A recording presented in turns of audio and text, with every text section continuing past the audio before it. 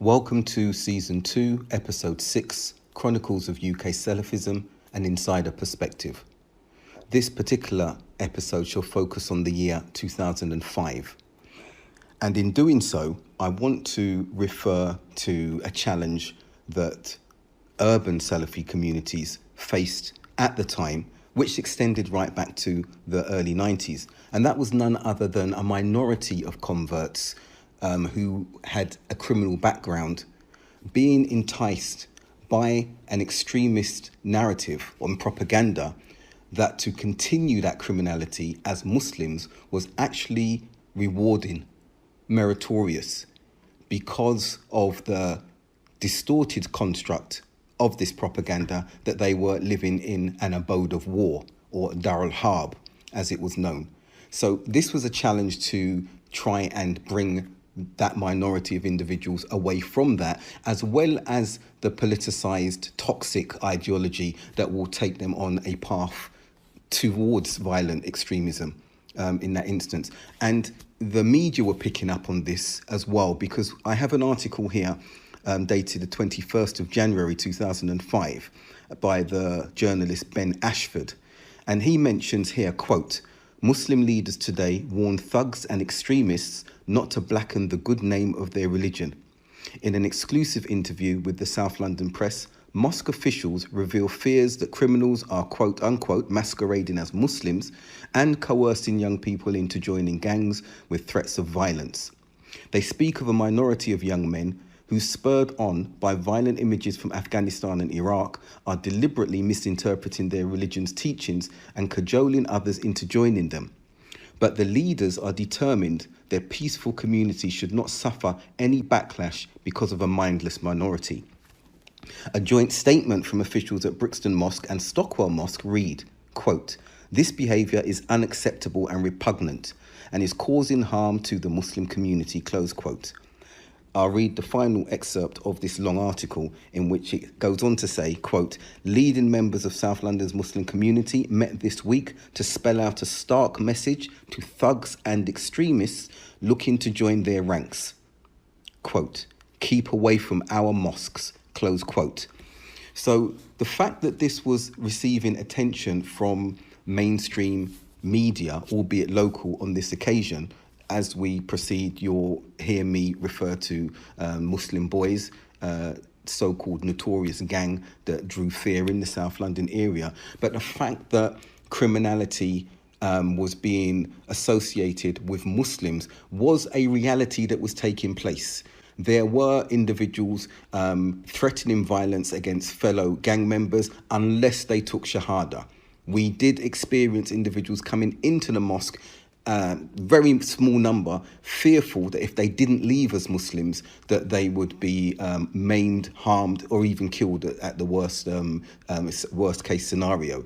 That was not a reason to take Shahada, and we as a community, as management and administration, would not encourage that. Advice was given, dawah was given, propagation was given to let them know about the tenets of Islam, and that any embracing the religion had to be sincere.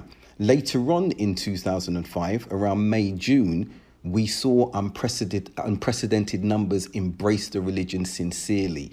Some whole estates embraced Islam after leaders of gangs that were in prison had embraced Islam.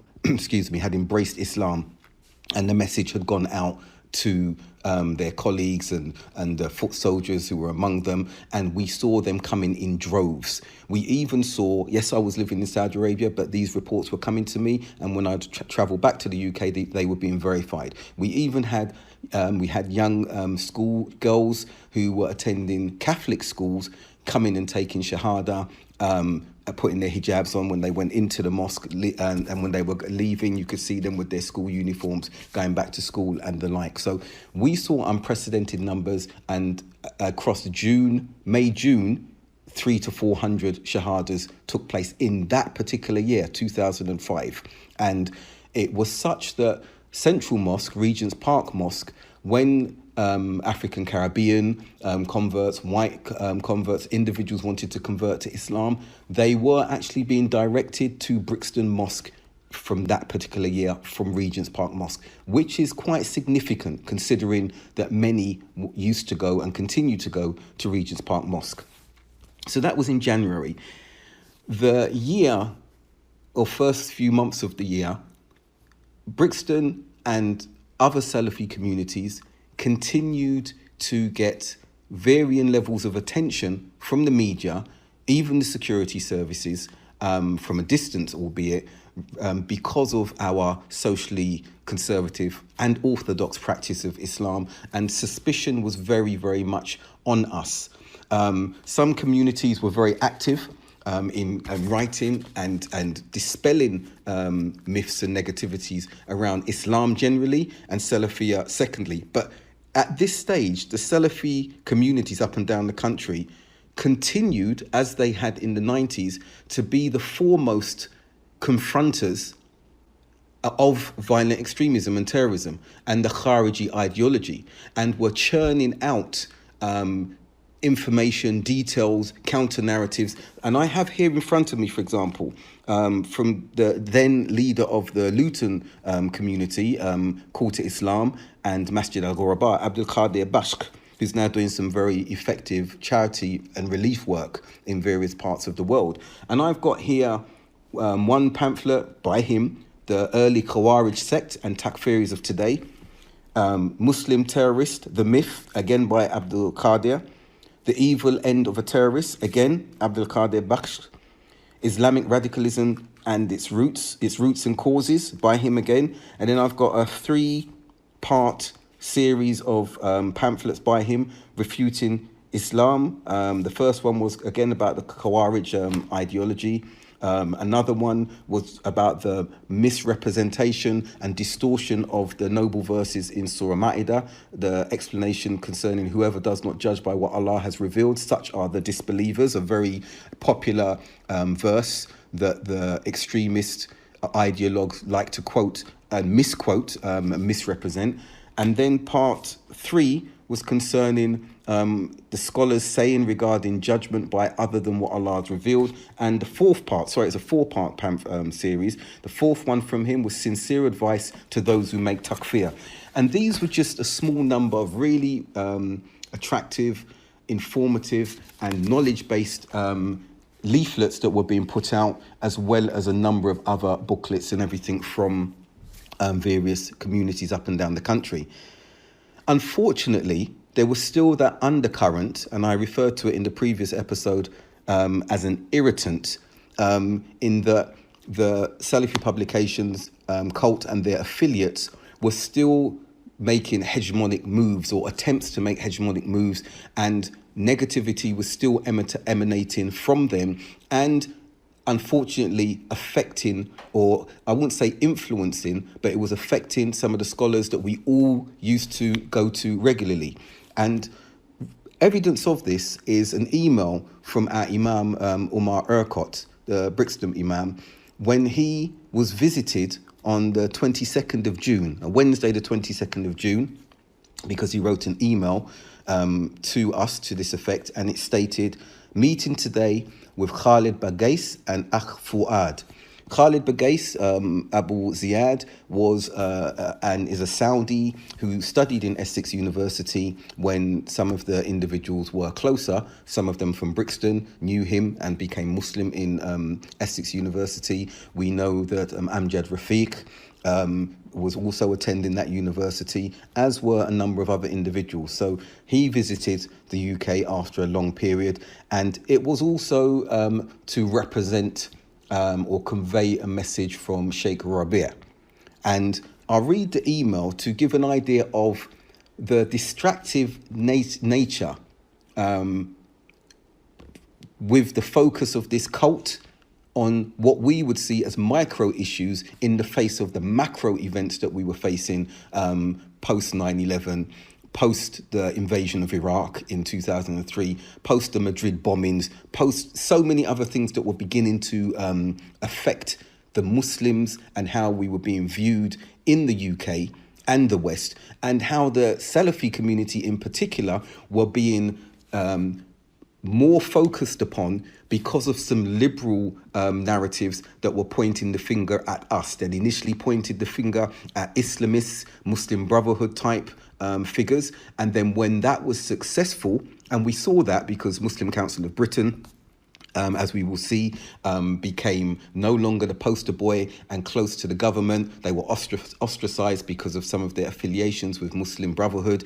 Once that denigration was successful by these liberal groups, and we know who these individuals are, Ed Hussein and Majid Nawaz, Quilliam et al., when they started focusing on the Salafi movement and speaking to government and other left-wing organizations, neo-conservative organizations and groups, that's when we found ourselves having to really try and consolidate and respond. So, but coming to this email, all of that was happening, but yet this minor and small but vocal cult element were focusing on something altogether different. So the email reads, Assalamu alaikum. As I had indicated, this is from Imam Umar to his colleagues. I had a visit by Akh Khalid, Fawad al-Amri, and Taqweem from the UK, and a fourth person that didn't sit with us. And he said, in brief, Khalid said that Sheikh Rabi' sent his salams and asked about Abul Hassan al-Ma'rabi and the masjid relation with regards to Abu Usama al-Dhahabi, and also our relationship with Abdul Qadir in Luton. And in saying all of that, he put a quick disclaimer, and Sheikh Rabi speaks good of me. His words after that were, that's the buttering up part for me to jump into deep water. I didn't answer and just told them we may soon come down to Saudi and hope to sit with the Sheikh. He mentioned here that one of the visitors who with them, Taqweem, played hide and seek. He mainly stayed outside the room. And then he concluded in summarizing this meeting saying these visitors spent 6 days in Cardiff because there was a Salafi Publications associates there. They spent another 6 days in Birmingham, where the Salafi Publications head office is, and an hour with us. And almost bemusedly, he said, Jazakallah khair, may Allah bless them, talk later. And he ended on that point there.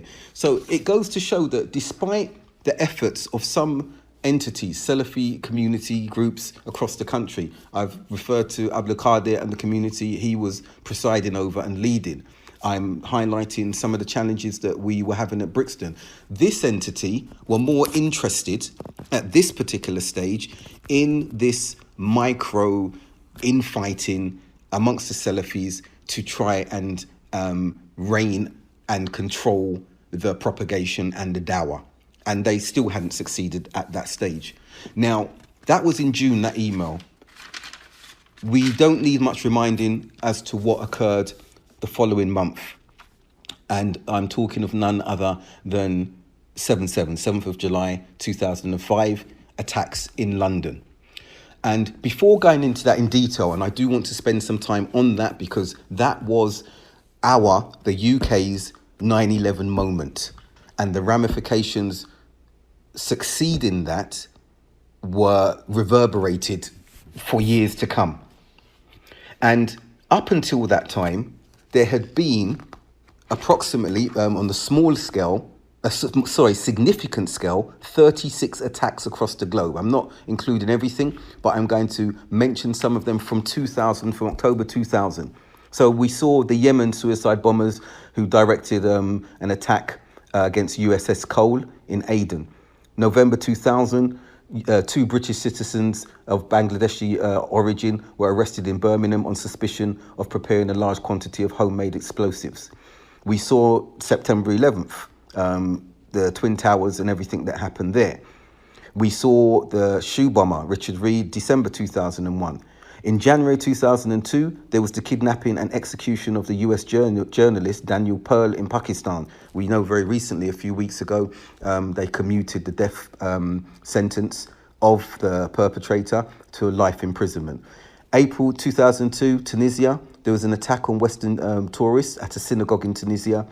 Again, May 2002, there was an attack in Pakistan that affected French naval engineers in Karachi.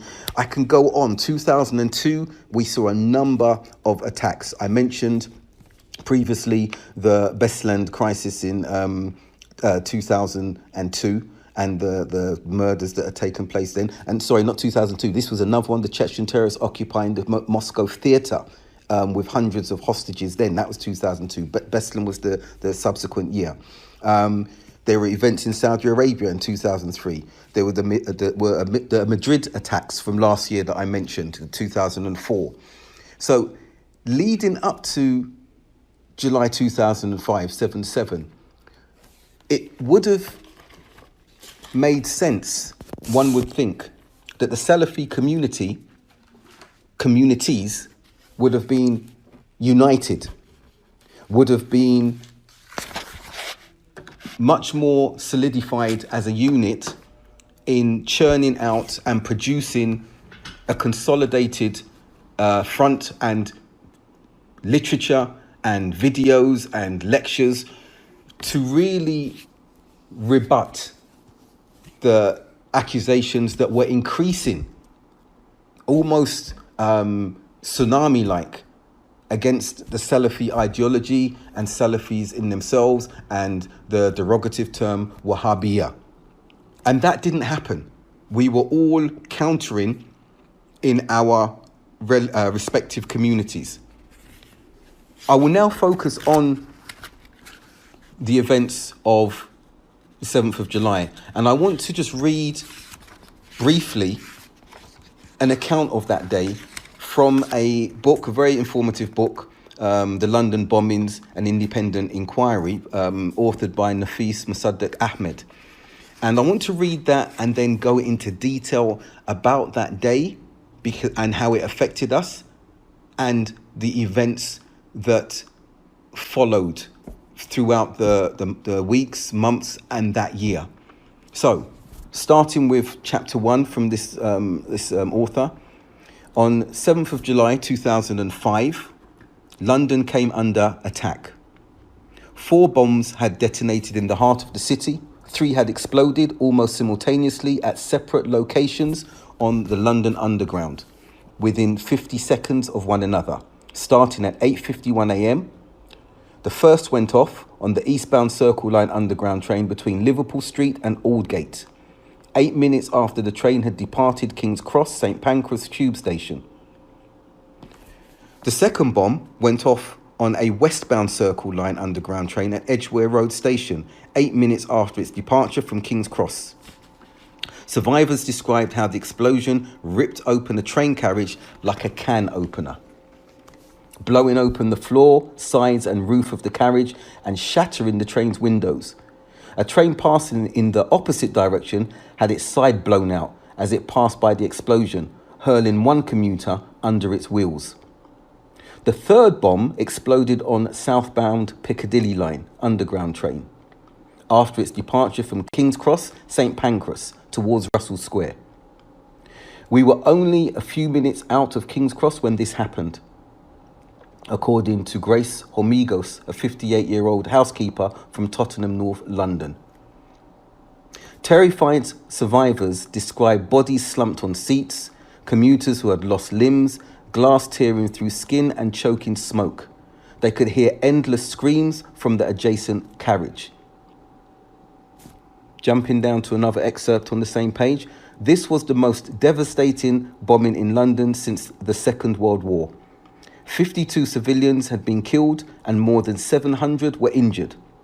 It was also clearly a carefully planned and sophisticated terrorist operation involving the use of multiple, almost simultaneous, coordinated attacks designed to paralyze the city through disruption of its public transport system. But the terror was not over. And before I continue concluding those excerpts, the terror was not over, and after this attack, let's stay with this for the moment. Many of us will remember what we were doing on that particular occasion. I was living in Jeddah. My family had just returned that morning from the UK and had used the same London Underground system to travel over to Heathrow Airport. But I wrote this after the 7/7 attacks on the 14th of July to a colleague. This was an email, and I entitled it, "Unfortunately, the dark clouds still remain." And this is what I wrote. "I have no prior knowledge of what will happen tomorrow. Only Allah knows this. But everyone knows that it's going to rain when they see black clouds looming in the sky above them. We saw these clouds looming overhead many years ago, and despite our warnings, nothing significant was done. Those clouds have not disappeared. Unless the authorities establish effective communicative channels with the right people, I fear you'll see more of those unfortunate and frightening events that unfolded last week." Now, when I say we warned, let's go back to that, because there were the accusations, as you heard me refer to in the previous episodes, of us being called informers and such like. We've always given warnings to our community and attendees on our mimbars, on our pulpits, in our writings about the ideology, the destructive ideology of the Khariji movement, violent extremist movement. That is what our warnings extend to, and nothing more. That needs to be made clear, and I think I emphasized that previously, and the evidence has since been established, even for those detractors who have had to come and on some occasions, as I've mentioned, apologize. So that was on the 14th of July. Continuing with Nafis Ahmed's book again. But the terror was not over, as he states, quote, "2 weeks later, on the 21st day of the month, there were 4 attempted bomb attacks in London. The first explosion occurred at 12:26 p.m. on a train at Shepherd's Bush tube station. 4 minutes later, there was another explosion on a train at Oval tube station. Then in a further 15 minutes, a third explosion occurred at Warren Street tube station. The final explosion was at 1:30 p.m. on a bus in Bethnal Green. There were no fatalities, as the explosions were very small." Now, the following day, the 22nd of July, attention was focused on the South London area again. This time Stockwell, which is the penultimate stop on the Victoria line before you end and disembark at Brixton.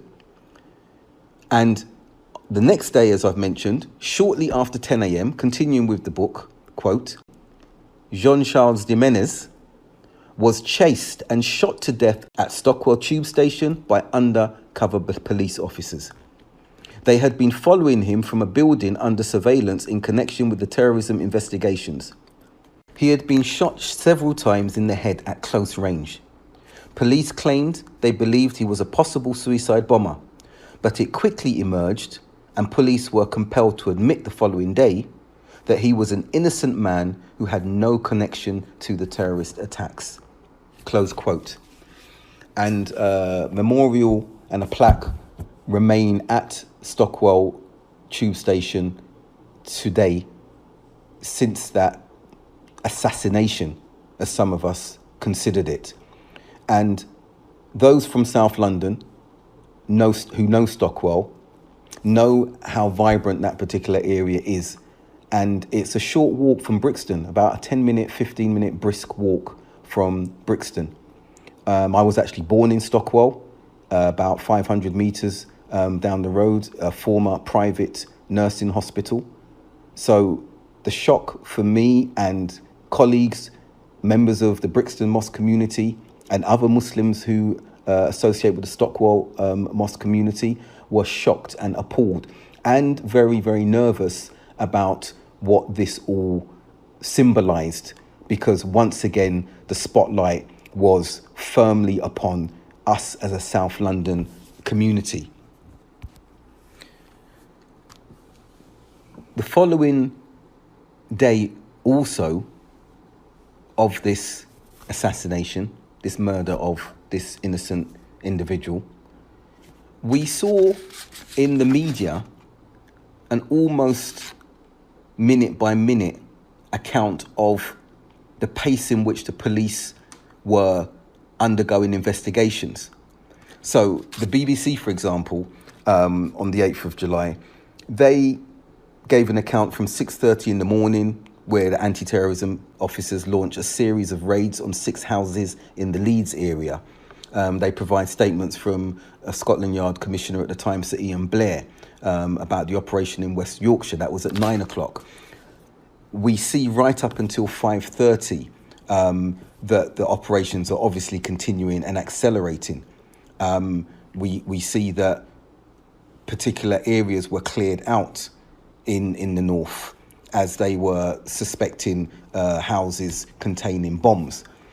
I don't want to focus too much on those, but just to show the attention that was actually there. Tony Blair called the usual suspects in and made a statement on the lawn of the Commons that they're going to fight and combat extremism.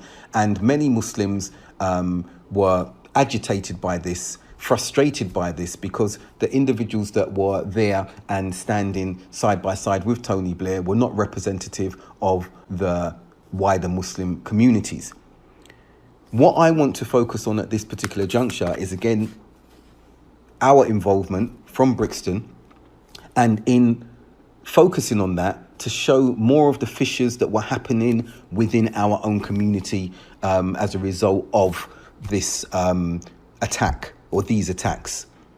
So on the 3rd of August, I was contacted by journalist Lisa Scott to provide some insight and to answer some of her questions regarding the 7/7 attacks.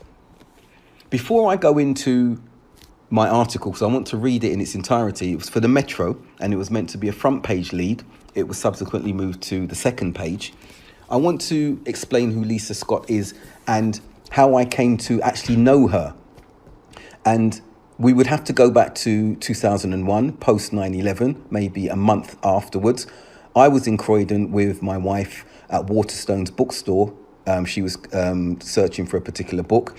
And I saw this young lady looking at the main book stands, which had all these sensationalist headlines about Muslims, terrorism, bombings, and the like. And as she was scouring through these, I actually said to her, because I was standing near there looking at them myself, it would be better for you if you went to a mosque and met community members, male and or female, who could give you better insight into Islam and our practices. And she thanked me for that, and she asked if she could have my number to find out which mosque she could go to. She subsequently called me and said, can I come and visit you instead with my uncle? Because I'm an undergrad, University of London, and I want to do research on this, so it would be better if I came and visited you with my uncle to interview you. I agreed. She came, she sat with me, her uncle as well, and we embarked on a very long interview. She did very well in the degree, not because of myself, but I think that her research was thorough, and she got a distinction, and she sent me her degree, which I still have to this day. So that's who Lisa Scott was, and she then became a journalist for the Metro. So when she called me, I was actually in Medina with some colleagues. A friend had come over because there'd been a bereavement with the children's mother, and we were in Medina, and I was actually on Mount Uhud while the children were doing ziyarah and looking at this famous site. I was on Mount Uhud, where the archers, those who know Islamic history, the archers were initially positioned in that particular battle. So she called me, and I pulled away from the main crowd and continued to conduct the interview with her. And this is how the article was presented. And I want to read it in its entirety, and then I'm going to refer to my emails to her to show how media can distort, edit final pieces to make it appear more dramatic and sensationalized than it was. And I don't hold Lisa Scott entirely responsible, although she is a contributory factor, but her email showed that she did try to present and clarify with me particular aspects that I wanted in the piece. So here is the article, 3rd of August 2005, and it began, Britain should expect a third or even fourth wave of terror attacks. One of the country's most influential Muslim leaders has warned. The threat is far greater than that faced by the US after 9/11, said Abdulhak Baker, chairman of the Brixton Mosque, once attended by shoe bomber Richard Reed. Mr. Baker laid blame for the security crisis squarely at the door of Tony Blair for his support of the American-led invasion of Iraq. Quote from me, "The bombers did what they thought needed to be done. They wanted to show their objection to what is happening in the Muslim world at the hands of the West," he told the Metro. Continuing my quote, "Bush and Blair have fueled future extremist attackers, and now their war on terror has backfired. What happened last month is proof of it." Quote, close quote.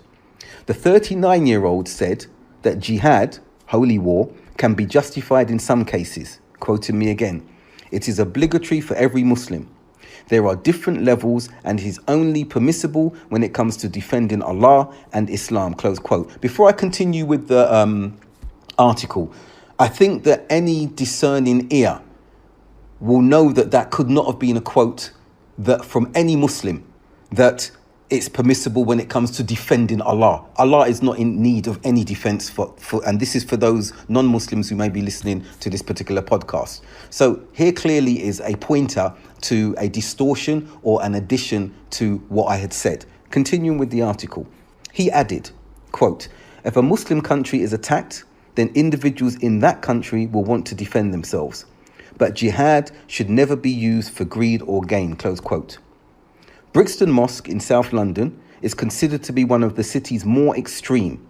Felled shoe bomber Richard Reed was a regular worshipper, and 9/11 attacker Zacarias Moussaoui was said to have worshipped there. New reports claim July 7th bomber Jermaine Lindsay and July 21st suspect Mukhtar Said Ibrahim may have also attended the mosque. But Baker said his mosque was moderate and orthodox. Quoting me again, "We are not familiar with any of the July 7th or July 21st bombers attending here, and we do not teach extreme Muslim ideologies," he said. He said he was close to young impressionable Muslims he fears are the target of extremist recruiters and warned against anger. And Baker did condemn the terrorists, adding, "These recruiters are cowards and hypocrites." End of the article. Now, I refer immediately to the email from Lisa Scott 2 days before it was published, and she writes here, "Hi Abdulhak, I'm just about to send you the full story, but is this correct?" And she quotes me, "While Baker says that Western foreign policy is the primary reason behind the terror attacks, he also says that the Muslim world needs to take on some responsibility too. He fears that many Muslims are neglecting the fundamentals of the religion because they are not worshipping Allah alone. Quoting me, "I have found that many Muslims are also worshipping astrologers, soothsayers and graves. This causes weaknesses and mistakes in their worship." Close my quote. So then she asked me what advice would I give to Muslims who are steering off the traditional path of worship.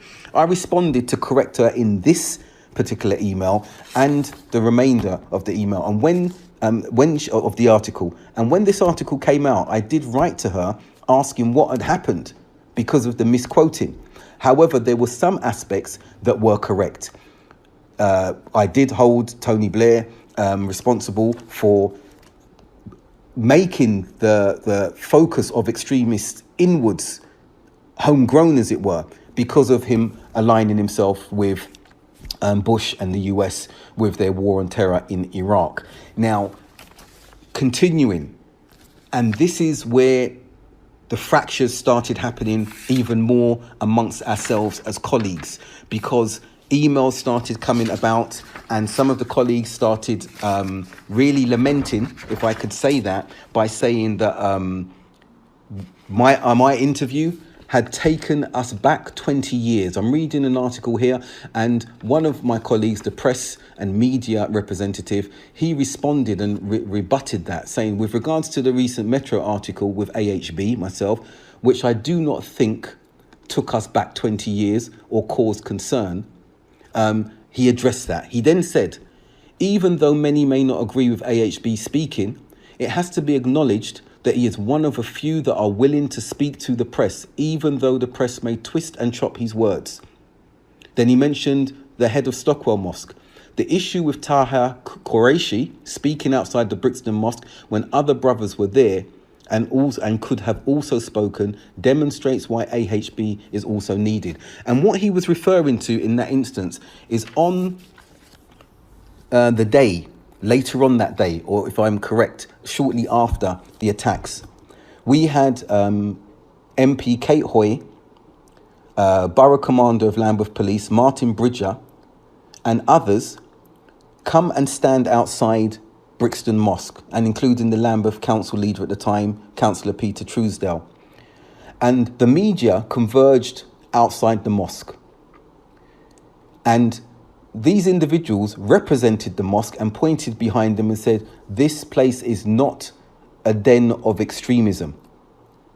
The embarrassing thing was that management were in the mosque at the time, the imam and other members of the management, and they shut the door firmly and would not come out. Some were looking out of the window. And the media officer was frustrated about that, because I was on the phone, I was called, he aired his frustration. He lives in Leighton, or was living in Leighton at the time, East London, yet they called him to get on the underground and get down there. Some may make an excuse and say, well, they weren't confident enough, they needed people to articulate. However, many among that administration at the time, my colleagues, were the ones who were causing and criticising any representation to such a degree that they wanted to say that there shouldn't be press representation except by this one individual, which was very unfortunate. And this was frustrating for me because there was an absence of leadership in this instance. And like what happened with the Richard Reid situation, there needed to be immediate representation to counter any narratives or any negative press that would hold us as a community to be responsible or a catalyst for violent extremism. Unfortunately, some of the criticism that emanated from fellow trustees and colleagues at the time, and this is documented in emails that I have in front of me, is that they felt that my response and interview had set back opportunities of receiving funding.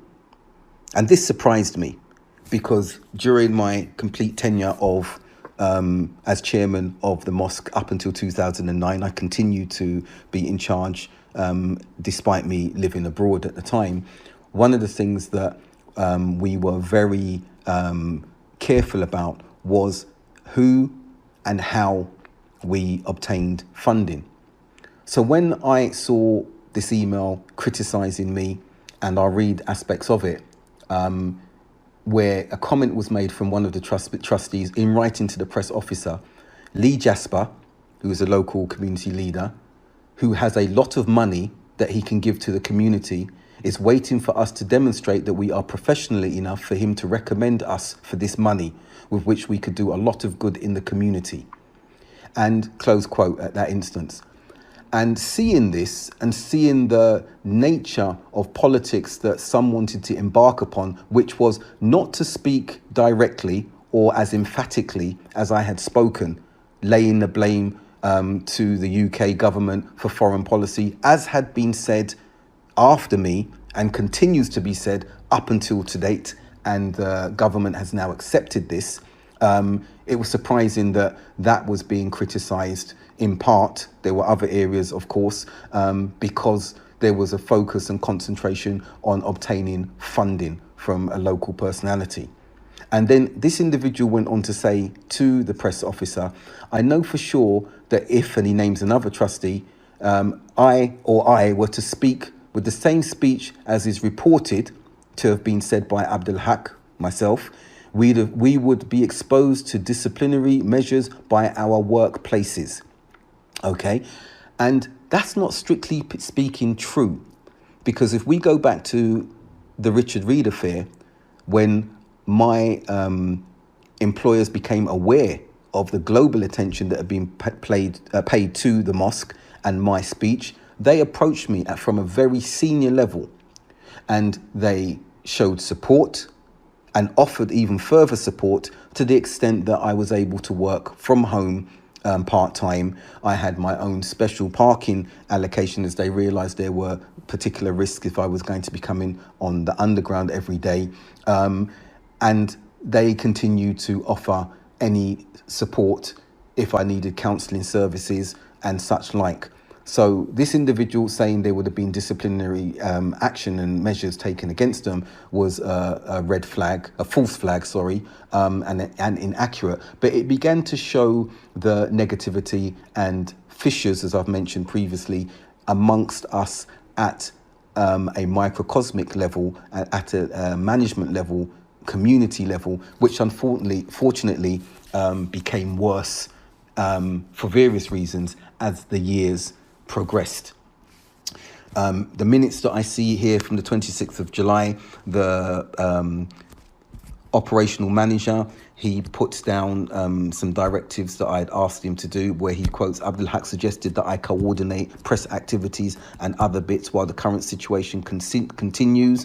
They were referring to a press call on Saturday, a joint statement read by the leader of Lambeth Council, and with the intention of removing the current stigma attached to the mosque.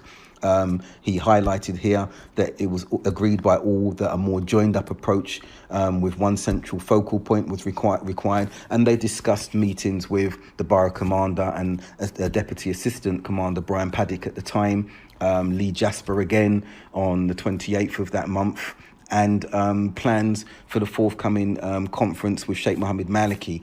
So these are minutes that I'm actually looking at. One of the things that I want to move to now, and that was what occurred amongst Muslim communities following the 7/7 bomb attacks. And it was quite positive, I have to say. And I've got a BBC article here dated the 29th, Friday the 29th of July, 2005, entitled Muslim Events to Debate Bombings. And it refers to Muslims hosting a number of events around the country with conferences debating terrorism. And it read in the beginning, just weeks after the attacks, events are starting to be held throughout the UK by a wide range of Muslim groups. And it refers to one of them, Live in Islam, a festival that will be hosted by the Islamic Society of Britain. It then refers to a more extreme element, the same article, a radical party. It refers to Hizb ut-Tahrir, who predicted more than 1,000 Muslims would attend the event. They were not prescribed at this particular time, but shortly thereafter. And it highlighted their beliefs that HT is considered to be one on the fringe of Islam in Britain, and its members believe that Western society is incompatible with Islam, end quote, at that instance. And then there's a subheading here, and this was amongst the first for Salafi communities in the UK, and it had a title here, Salafi Lectures. And many have not heard me speak favourably of this sect and this entity before, up until now, because of the problems with it. But when we are giving historical accounts, it's only befitting that justice and a nuanced narrative is given. And in this instance, I do have to commend Salafi publications for bringing to the attention of the mainstream media an event that they were going to host. And I'll read what it says concerning that event under the subheading Salafi Lectures. In yet another sign that full debate is taking place, followers of the Salafi sect of Islam, a conservative or pure reading of the faith, are organising lectures to speak against the attacks. Some Western analysts have associated Salafist thinking with Al-Qaeda because some militant groups in the Middle East describe themselves by the same name. But British followers of the sect say the association is completely wrong because they themselves have been targeted by militants for speaking out. Scholars linked to the Birmingham-based Salafi publications will explain why they say Islam condemns suicide bombers as perpetrators of evil. Organisers are inviting non-Muslims to also attend the lectures starting on Friday evening's debate in Bradford. Further debates will be held at mosques in Birmingham and London throughout. So this was commendable because it showed the Salafi involvement. It was the Focus on Salafi Publications conference. And this is the type of a unity and positive image that we should have been espousing post 2001, 9/11, to show that Salafism is the antidote to violent extremism. I'll move on to other events that were taking place before we draw to a conclusion. And I'd received an email from a former imam from Jordan, Brother Mutazim, and he wrote to me saying that he's going to be writing for an official newspaper in Jordan, and they want an article that will illustrate for the readers that Islam is free from terrorism. And the points of the article were 5. The first being terrorism is a universal problem and is not related to one religion or faith. 2, why is the West trying hard to associate terrorism with Islam and Muslims? 3, Islam does not incite terrorism. 4, does the situation in the Middle East and the foreign policies of the Western countries justify acts of terrorism? 5, what should Muslims do to defend themselves against the West, bearing in mind that the West is the party that conducted and still conducts terrorism on both the individual and at state levels? So I answered that. I've got my answer here on the 30th of July. I answered each question point by point, and he used them.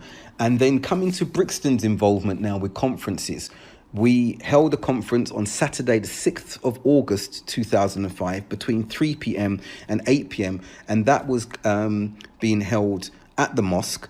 We did hold a subsequent event in the recreation centre, which was just down the road. And the title of this particular one-day event was Islamic Condemnation of Terrorism and the London Bombings. And the title of the talks, there were 4 of them: The Islamic View on Terrorism, Islam's Opposition to Killing the Innocent, Extremism in Islam was the 3rd lecture, and 4th, Brixton Mosque Opposes Terrorism. We also had Canterbury Productions, who had been in touch with us, saying that they wanted to do a 6-part documentary called Mosque. And in that, they were going to interview and get a bird's eye view as well of the activities of the Salafi community. And they interviewed members from Luton, interviewed members from Brixton, and they followed even some colleagues who came abroad to Saudi Arabia for Umrah, and one of them came to work. And I'll read in summary just 3 of those episodes to give you an idea. It was a well-received episode series, and it was aired during Ramadan. And this is the description here. This special 6-part series, to coincide with the Muslim holy month of Ramadan, goes behind the scenes at 2 mosques to discover what those that worship there really believe. Episode 1 was coverage of a special conference in Brixton to discuss the war on terror, where a radical preacher blames traditional mosques for getting out of touch with Muslim youth. People from the mosque go paintballing with a youth project from Luton. Episode 2. 10 days before the start of Ramadan, British Muslims joined demonstrators in an anti-war march through London, where many express anger at the continuing war. Brixton and Luton mosques go on with their project to help ex-prisoners from falling prey to the extremists, and several ex-offenders describe their experiences. Ramadan starts. And I'll end on this particular episode here for this series. Abdul Qadir from the Luton Quarter Islam Centre travels to Saudi Arabia and meets with one of the Brixton Mosque trustees, being myself. While back in Britain, the fast is broken for the Ramadan evening meal. News of the Pakistan earthquakes devastates the Luton congregation. It was an excellent series, which is still easy to access. We also saw another terror conference on Saturday, August the 27th, 2005, that was from 2:30 p.m. to 8:45, and we had introductions and domestics for lectures from Abu Haja, one of the trustees. Our press officer, Abdul Haq Kufi Ade, he started at 3:10. Abu Osama al-Dhahabi gave a lecture on Islamic opposition to killing the innocent at 3:15. Then we had Sheikh Mohammed ibn Abdul Wahhab al-Aqil, 4:30, the Islamic view on terrorism. After prayer at 5:45, that was Asr that was prayed. Abu Sahib al-Madabi gave a lecture 6:30 p.m. entitled Extremism in Islam. And then 7:30, Imam Umar gave a lecture, Brixton Mosque opposes terrorism, and then the final lecture of the evening was at 8:45 p.m. entitled The Reality of Abu Qatada, a refutation on Abu Qatada al-Falastini by Sheikh Abdul Malik Ramadani. So these were some of the conferences that were taking place. The activity ramped up. And I want to make a point here. The religious instruction that we were receiving, I haven't given much prominence to that. Regular classes were undoubtedly taking place in Brixton and other Salafi centres. However, the inculcation and learning that we had received from the 90s was now kicking into play, because we had to be on the front foot, refuting, countering and addressing the extremist narrative since that event of 7/7 and those attacks from these violently radicalized individuals. We also put out a statement on the 8th of August because the late Zaki Badawi, rahimahullah, gave a fatwa calling for women to remove their hijab if they were afraid. And we countered that narrative by giving a nuanced but firm encouragement for the sisters in the community and Muslims across Britain who observe hijab to continue wearing their hijab, but to be more vigilant and to immediately contact the authorities or seek help from anyone they could if they felt fear of attack. I'll draw to a conclusion now to highlight some of the media headlines that were there following the 7/7 attacks. And I looked through my archives, and to be quite frank, this could be a 2-hour podcast without batting an eyelid with the amount of data and resources that I have to touch upon 7/7 and what transpired following that event. And I would still not cover everything if I did that. However, I want to draw to a conclusion because I am focusing on a specific remit. And I will refer, as I said, to some titles. We saw in the Times today further suspects held after the raid in Stockwell. Armed police arrested a man at a block of flats. This was in the days after the attack in Stockwell, London. This individual said he worshipped at Brixton Mosque. We had no knowledge of who this individual was. We see from The Guardian on the 16th of July, them focusing on the amount of conversions, because there was still a number of conversions taking place post 7/7. And references were being made to Brixton Mosque again being an African Caribbean predominant attended mosque. Those who worship at Brixton Mosque, an Islamic cultural centre in South London, which is attended by a large number of black converts with origins in both Africa and the Caribbean, said yesterday that they had long felt under attack. Abdul Haq, our press officer, spoke very eloquently and elucidated about the ludicrous accusations that because of one convert after 7/7 and a convert with 9/11, following 9/11 with Richard Reed, means that disproportionately converts are a problem with regards to violent radicalization.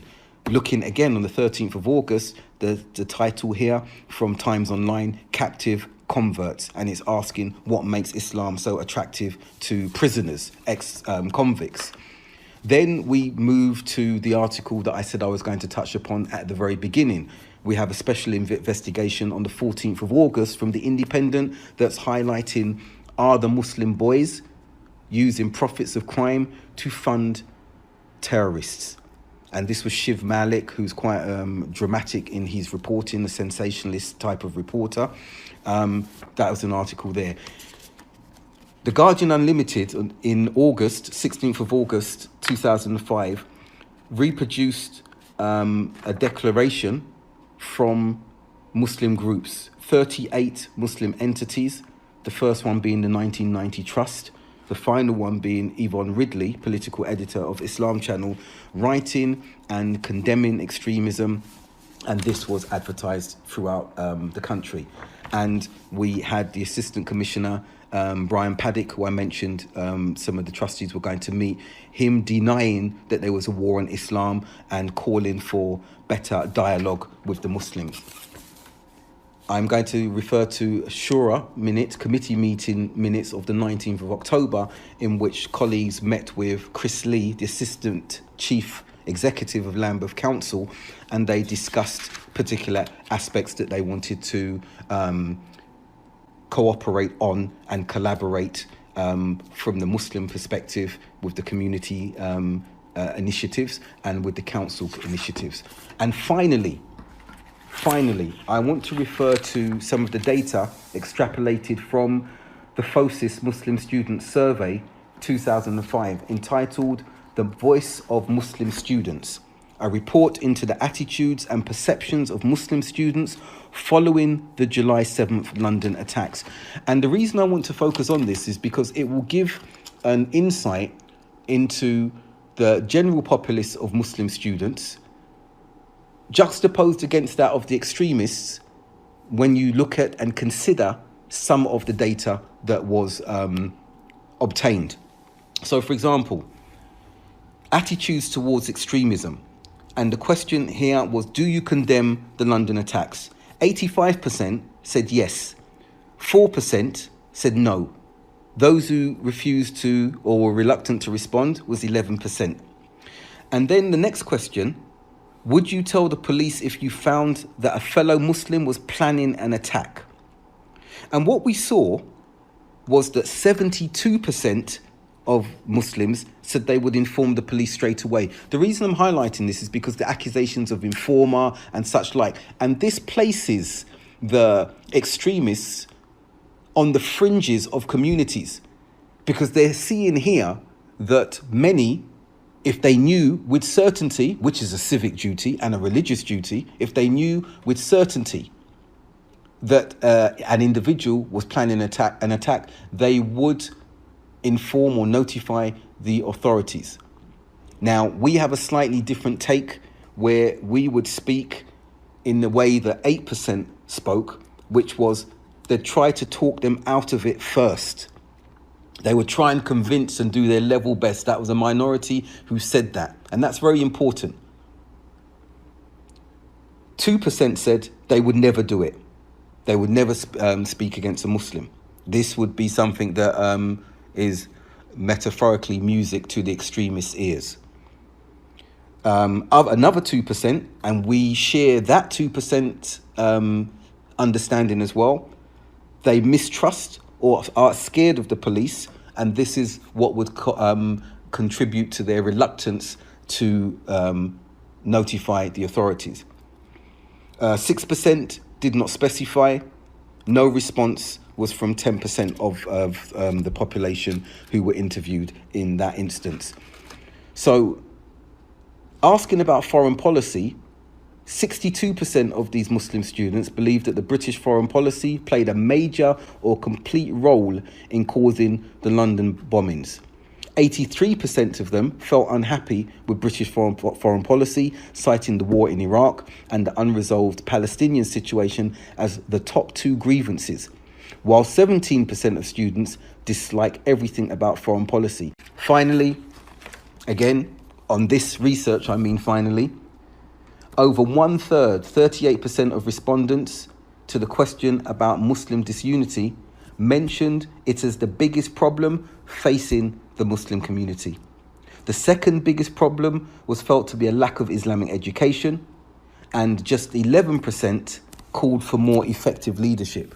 I would proffer that there is more need of Muslim leadership today than ever before, due to the disparate nature of the communities and our inability to speak with one voice.